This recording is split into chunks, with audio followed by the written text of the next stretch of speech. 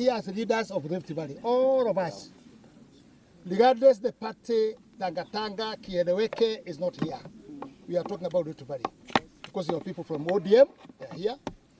KANU, yes. They are here. CCM, yes. They are here. And many other parties. So this is the picture of the Kenya. And the mother.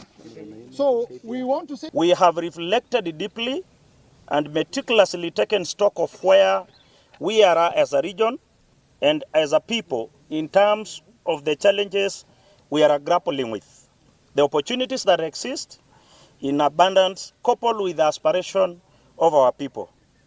We considered the foregoing in tandem with the desires of our pioneering leaders, inculcated in us to consult regularly and chart an inclusive path to a better future of our people.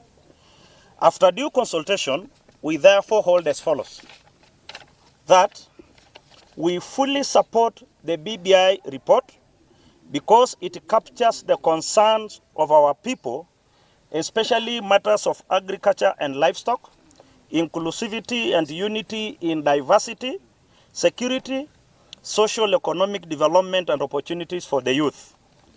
B, we are ready and will fully participate in the implementation of the BBI report by whichever means or arrangement His Excellency the President chooses, including by appointing an implementation committee that is as also recommended by the BBI report, or by various institutions fulfilling their mandate as proposed in the report.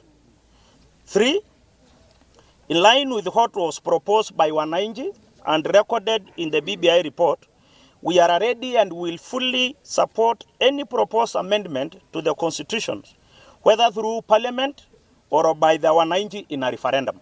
Since the BBI report proposes amendments of various laws, we ask the government to establish a mechanism through the Office of the Attorney General or a task force to expeditiously draft legislation and/or amendments and forward them to Parliament or county assemblies or any other relevant institutions.